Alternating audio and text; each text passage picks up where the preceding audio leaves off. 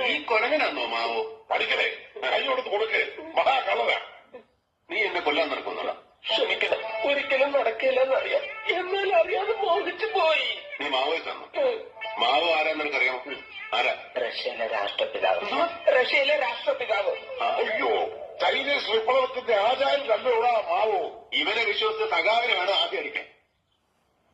സത്യം പറയടാ, നിന്റെ ശരിക്കുള്ള പേരെന്തോ? മുരുകൻ. നാട്ടുകാരെന്നെ മാവ് മുരുക എന്ന് വിളിക്കും. മാവ് മുരുകൻ? അതെന്തോ? നാട്ടിൽ എനിക്ക് അരിമാവിന്റെ ബിസിനസ് ആയിരുന്നു. അതാ എല്ലാരും മാവ് മുരുക എന്ന് വിളിക്കുന്നത്. അയ്യേ, നിന്നെ ആരാ ആദ്യമായിട്ട് മാവെന്ന് വിളിച്ചത്? എന്നെ ആദ്യമായിട്ട് മാവോ എന്ന് വിളിച്ചത് എന്റെ വീട്ടിലെ ലില്ലി പൂച്ചയാ. പൂച്ച?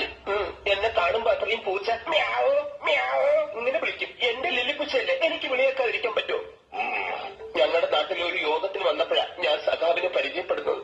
വിപ്ലവവും കമ്മ്യൂണിസവും സഖാവിന്റെ വീക്ക്നെസ് ആണെന്ന് എനിക്ക് മനസ്സിലായി. അത് മുതലെടുക്കാൻ ഞാൻ തീരുമാനിച്ചു. പിന്നെ നാട്ടിൽ അരിമാവിന്റെ ബിസിനസ് ഡള്ളാവുമ്പോഴൊക്കെ ഞാൻ നേരെ ഇങ്ങോട്ട് പോരും. പണിക്കർ സാറിനെ ഒതുക്കാമെന്ന് പറഞ്ഞ് ഈ സഖാവിന് ഞാൻ മാക്സിമം ഓർക്കും. സഖാവേ, കുറെ നാളുകൾ എനിക്കെതിരെ ഒളിപ്പൂര് നടത്തുന്നില്ലയോ? അതുകൊണ്ട് ഒരു ചെറിയ ശിക്ഷ ഇവന് കൊടുക്കണ്ടായി. മനുഷ്യമായിട്ടും വേണം. അയ്യോ വേണ്ട, ഞാൻ പറയുന്ന പോലെ ചെയ്തു. ചെയ്താൽ നിനക്ക് രക്ഷപ്പെടാം. അല്ലെങ്കിൽ പറയണ്ട, ഞാൻ എന്ത് വേണേലും ചെയ്തോളാം.